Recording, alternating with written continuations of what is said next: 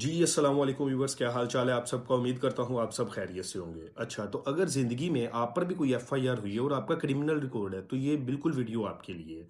ज़रूर देखें, like and subscribe करें। अच्छा जी, सबसे पहले मैं आपको बताता हूँ कि लाहौर हाई कोर्ट में एक रिट पिटीशन फाइल होती है 44024/2025 doctor उज़मा versus IG Punjab and others. अच्छा जी, अब मैं आपको सारा ये सिनेरियो समझाता हूँ कि हुआ क्या और क्या सारा प्रोसीजर है इसका, मैं आपको बताता हूँ। अच्छा जी, डॉक्टर उस्मा हामिद, इन पर एक एफआईआर होती है जो 420, 468, 471 पीपीसी के तहत इन दफात पर मुश्तमिल एक एफआईआर होती है।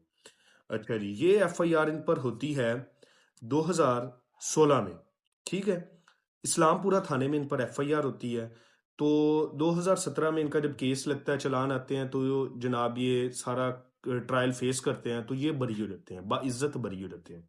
अच्छा, तो ये करैक्टर सर्टिफिकेट लेने जाते हैं, तो करैक्टर सर्टिफिकेट 2025 फरवरी में जो एक अपडेटेड हुआ था, वो इनको मिलता है जिसपे लिखा होता है not involved, not adverse effect, acquitted from court of law, कि ये बाइज्जत बरी हैं, इनका कोई भी मनफी असरात नहीं है और ना ये इस केस में शामिल थी। लेकिन उसके बावजूद केस का जिक्र था, एफआईआर का जिक्र था, ठीक हो गया।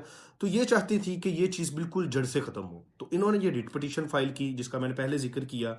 तो माशाल्लाह जस्टिस तारिक शेख, जजमेंट इनकी आई माशाल्लाह बहुत अच्छी, जस्टिस साहब ने एक ये जजमेंट दी जिसमें उन्होंने यह कहा कि आर्टिकल 14 एंड 4 का उन्होंने जिक्र किया, जिसमें उन्होंने कहा कि राइट ऑफ डिग्निटी का उन्होंने भरपूर इजहार किया कि जनाब डिग्निटी हर बंदे का एक राइट है।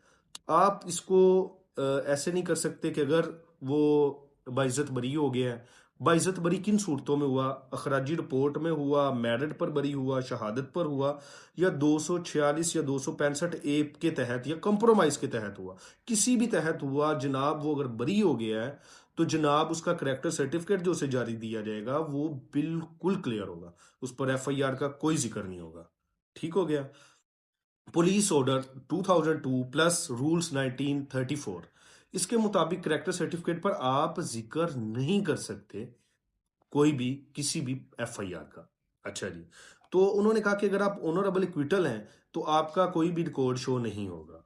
तो माशाल्लाह ये बहुत ही अच्छी जजमेंट है और इंशाल्लाह इस पर बहुत जल्द अमल दरामद भी होगा और तमाम तर जो इन चीज़ों से परेशान है इंशाल्लाह वो ठीक हो जाएंगे, तमाम मामला सेट हो जाएंगे। अपना बहुत ज़्यादा ख्याल रखिएगा। अल्लाह हाफिज़।